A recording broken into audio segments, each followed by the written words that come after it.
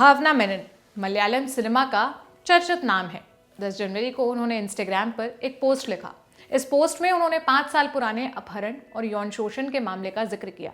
लिखा कि कैसे उनकी आवाज़ को दबाने की कोशिश की गई। उन्होंने ये भी लिखा कि वो इंसाफ के लिए अपनी लड़ाई जारी रखेंगी। ये पहली बार है जब इस केस को लेकर भावना ने खुलकर कुछ कहा है। पहली बार उन्होंने अपनी पहचान जाहिर की। इस वजह से ये मामला एक बार फिर चर्चा में आ गया है। दरअसल भावना की किडनैपिंग और यौन शोषण मामले से एक्टर दिलीप का भी नाम जुड़ा हुआ है। 9 जनवरी को केरल पुलिस ने इस मामले में एक्टर दिलीप के खिलाफ केस दर्ज किया। दिलीप पर मामले की जांच में जुटे अधिकारियों के खिलाफ साजिश रचने का आरोप है। इंडिया टुडे के रिपोर्टर रिक्सन ओमेन ने इस पूरे केस की टाइमलाइन निकाली है। चलिए जानते हैं कि किडनैपिंग यौन शोषण का ये पूरा मामला क्या है और 5 साल में इसमें क्या क्या हुआ।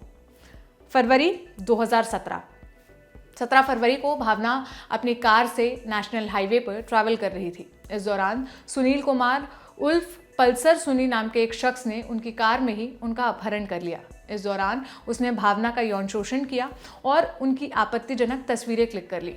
आरोपी ने एक्ट्रेस के वीडियो भी बनाए। इस दौरान मामले के अन्य आरोपी उनकी कार के पीछे एक दूसरी गाड़ी से चल रहे थे।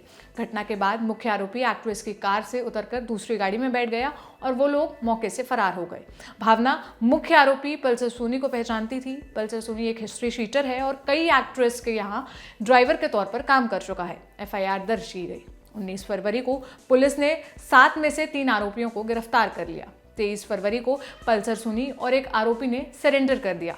26 फरवरी को मुख्यमंत्री P. विजयन ने इस घटना के पीछे किसी भी तरह की साजिश होने से इनकार कर दिया। फिर आया अप्रैल 2017।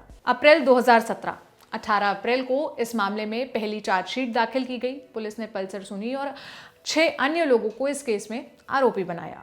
जून 2017 जेल में पल्सर सुनी के साथ बंद रहे एक कैदी ने 23 जून को बताया कि सुनी ने क्राइम से जुड़ी कुछ डिटेल्स उसे बताई है। पुलिस ने मामला दोबारा ओपन करने का फैसला किया। 24 जून को एक चिट्ठी सामने आई जो कथित तौर पर पल्सर सुनी ने एक्टर दिलीप को भेजी थी। इस चिट्ठी में पल्सर सुनी ने लिखा था कि अगर वो उस व्यक्ति का नाम बता दे जिससे उसने काम किडनैपिंग करवाया था तो वह बच जाएगा। उसने ये भी लिखा कि एक्ट्रेस से जुड़े लोग और दिलीप के दुश्मन दोनों ही उसके संपर्क करने की कोशिश कर रहे हैं। उसने ये भी लिखा कि दिलीप को कम से कम एक वकील भेजकर ये पता लगा लेना चाहिए कि जेल में वो मतलब पल्सर ठीक है कि नहीं।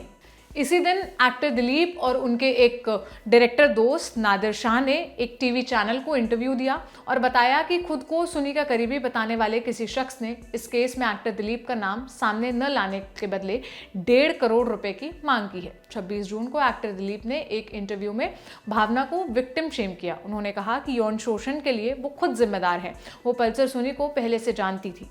28 जून को एक्टर दिलीप और नादिर शाह से जांच टीम ने 13 घंटे तक पूछताछ की। फिर 10 जुलाई को SIT ने एक्टर दिलीप को गिरफ्तार किया। उन पर भावना के साथ हुई घटना की साजिश रचने का आरोप लगा। बताया गया कि भावना मेनन दिलीप की पूर्व पत्नी मंजू वॉरियर की दोस्त थी। भावना ने एक्ट्रेस काव्या माधवन से दिलीप के रिश्ते के बारे में मंजू को बताया था और इसका बदला लेने के लिए दिलीप ने भावना के ऊपर हमला करवाया।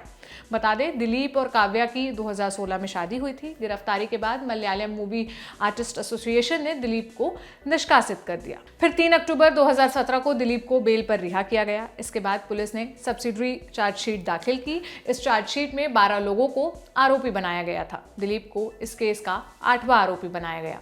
फिर जनवरी 2018 दिलीप ने कोर्ट का दरवाजा खटखटाया। कहा कि उनके खिलाफ साजिश रची गई और उन्हें फंसाया गया। दिलीप ने खुद को निर्दोष साबित करने के लिए यौन शोषण से जुड़े वीडियो की कॉपी मांगी। हालांकि ये अर्जी पहले ही सेशन कोर्ट, फिर हाई कोर्ट, फिर सुप्रीम कोर्ट में भी खारिज कर दी गई। फिर आया साल 2019। नवंबर 2019 में मामले की सुनवाई कोर्ट में शुरू हुई। सुनवाई लेट शुरू हुई क्योंकि अभियोजन पक्ष का आरोप था कि ट्रायल कोर्ट निष्पक्ष नहीं है। जनवरी 2020 में ट्रायल कोर्ट ने दिलीप, पल्सर सुनी और 8 अन्य के खिलाफ आरोप तय किए। सितंबर 2020 में इस मामले के कई गवाह मुकर गए। फिर अक्टूबर 2020 में एक्ट्रेस भावना ने केरल हाई कोर्ट का दरवाजा खटखटाया। मांग की कि जज हनी M. वर्गीस को बदला जाए। उन्होंने जज पर पक्षपात करने का आरोप लगाया। केरल हाई कोर्ट ने याचिका खारिज कर दी। दिसंबर 2021 में निर्देशक बालचंद्रन कुमार ने दिलीप पर कई आरोप लगाए। उनकी कई वॉइस क्लिप्स भी उन्होंने रिलीज की।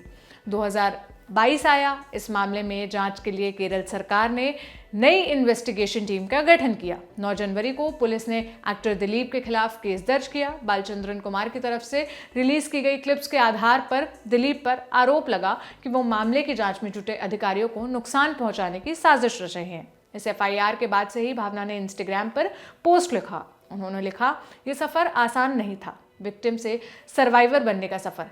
बीते 5 साल से मेरे नाम और मेरी पहचान को उस अपराध के बोझ से दबाया जा रहा है जो मेरे साथ हुआ। मैंने कोई अपराध नहीं किया, लेकिन मुझे चुप कराने की, शर्मिंदा करने की, अलग थलग कर देने की कई कोशिशें की गई। पर ऐसे वक्त में कुछ लोग थे जिन्होंने मेरी आवाज़ को जिंदा रखा। आज जब मैं कई लोगों को अपने लिए आवाज़ उठाते देखती हूँ तो मुझे पता चलता है कि इंसाफ की इस लड़ाई में मैं अकेली नहीं हूँ। मैं ये सफ़र जारी रखूँगी, इंसाफ के लिए, अपराधियों को सज़ा दिलाने के लिए और ये सुनिश्चित करने के लिए कि कोई और ऐसे मुश्किल दौर से न गुजरे। जो मेरे साथ खड़े हैं उनका तहे दिल से शुक्रिया। इन 5 सालों में भावना की तरफ से केस लड़ रहे स्पेशल प्रोसिक्यूटर ने खुद को केस से अलग कर लिया। कई गवाह अपने बयान से मुकर गए। इसके बाद भी भावना ने संघर्ष जारी रखा। आपके लिए ये खबर लिखी थी हमारे साथी कुसुम ने। मेरा नाम है सोनल। तमाम खबरों के लिए देखते रहिए ऑर्डिनरी। शुक्रिया।